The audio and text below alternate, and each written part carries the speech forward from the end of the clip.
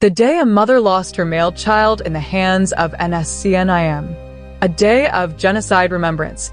The Talalong tragedy of September 1993. This episode is just one part of many in the Kuki genocide of the 1990s by the Tankhol-led Nscn. It is the story of a mother from Jampy, whose life was forever scarred one Saturday night in September 1993. Her testimony captures the terror, the cruelty, and the abandonment that defined those dark years. Though nearly 3 decades have passed, the memory of her children's deaths remains painfully fresh, and her story helps explain why the Kukis mark September 13th as Sani Day, Black Day, or Genocide Remembrance Day. A village called Jampy. Jampy was a small Kuki settlement, home to about 30 families. Life in Jampy followed the rhythm of the seasons. Men toiled in the jam fields, women tended hearths and gardens, children grew up with laughter echoing across bamboo houses perched on stilts. Despite poverty, the community lived with dignity, bound together by kinship and tradition. But the early 1990s were years of mounting fear. The Nscn, led by Isaac Chishiswo and Thuingaling Wiva of the Tankhol Naga tribe, had intensified its campaign for a greater Nagalim. Kukis, whose villages dotted the hills that Nscn claimed as Naga ancestral land, were branded as obstacles. Violence followed. Rumors traveled faster than the rivers. Word of burnt villages, massacred families, and fleeing refugees spread from one settlement to another.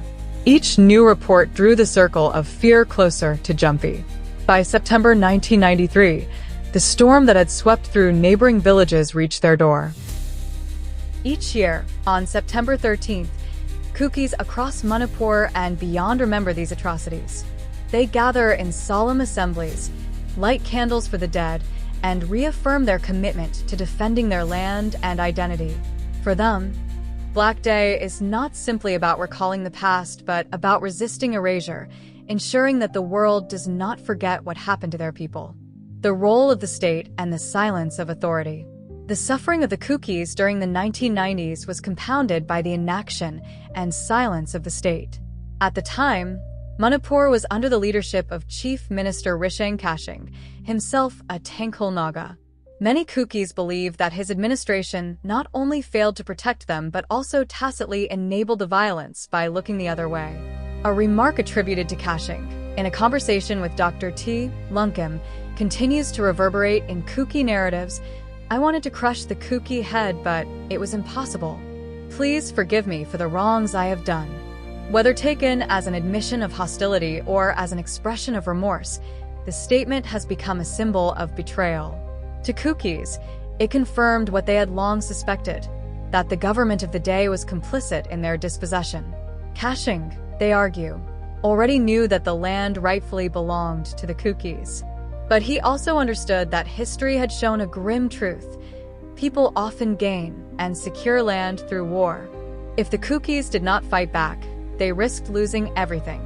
The Nscn, under Tankhol leadership, fought the Kukis and succeeded in grabbing territory, changing the demographic and political balance in the process. This perception of betrayal is central to why Kuki grievances have remained unresolved for decades.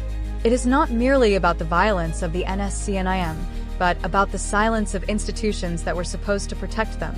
The absence of justice, accountability, and recognition from the state has left scars that endure to this day.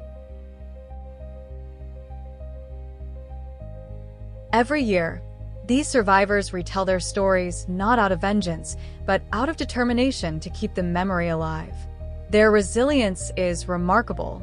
Despite the pain, they continue to demand justice within the democratic framework of India, proving that their struggle is not against peace, but against silence and denial.